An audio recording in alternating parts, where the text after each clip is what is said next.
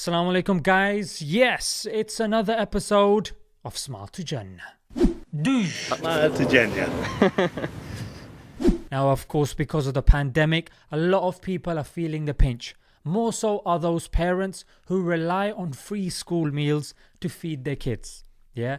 Now the government continued it during the Easter holidays, but then decided to stop it over the summer holidays, which can go up to, I think, over a month and a half. So Manchester United's very own Marcus Rashford took it upon himself to petition to the government to continue feeding our kids during the summer holidays. Now alhamdulillah, the public as well as other famous figures also jumped on and supported this cause to such a degree that the government did a U-turn on its decision and is now continuing to feed the kids during the 6-week period.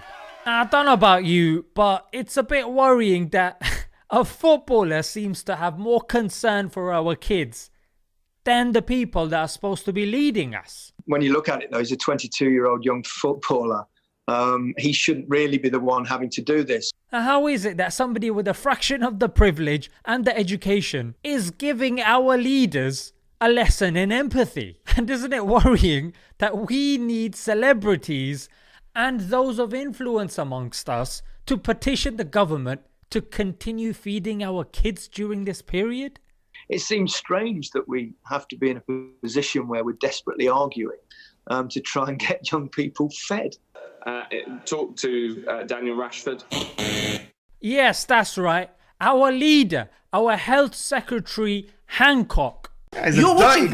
You're somebody that must be watching pornography. Hijab, please allow me, please. Yeah. He only had to memorize one name, yeah, that the nation was talking about for the last week for live television, and he couldn't even get that right.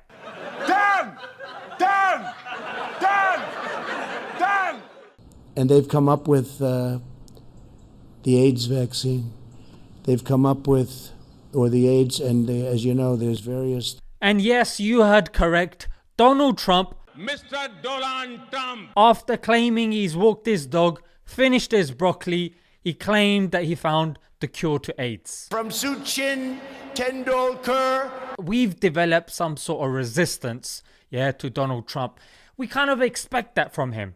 But shouldn't we be worried that we've got this sort of impermeability to the speech of the leader of the free world, Can literally tell us today, yep, I was just on the moon doing a number 2 and then I came, had lunch with Voldemort.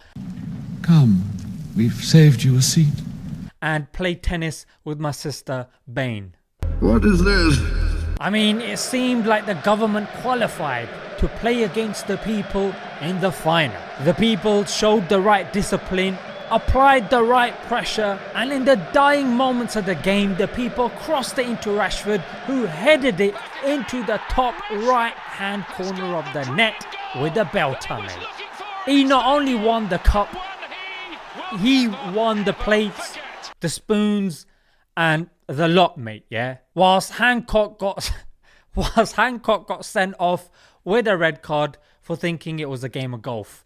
Talk to Daniel Rashford. And Boris was on the phone to his mate Donald Trump. A very good friend of mine, Prime Minister Boris Johnson. Trying to convince him that he hadn't necessarily found the cure to AIDS.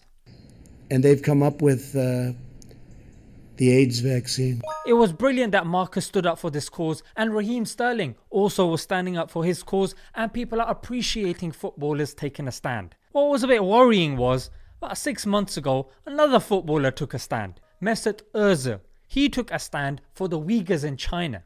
For those of you that don't know, there are 2 million Muslims that have been held in, some people call them concentration camps, some people call them internment camps.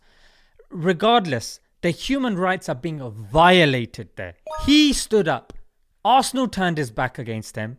China started applying all sorts of sanctions. They took him out of Pro Evolution Soccer, which is like a fake version of FIFA. For those of you that haven't heard of that game, it's crap, And to be honest, I used to play it, but now no way, Jose. And if that's not all, during the match commentaries whenever Arsenal's playing, they don't even mention Ozil's name. They don't sound like the next rising superpower. Rather, they sound more like somebody that's getting over a breakup.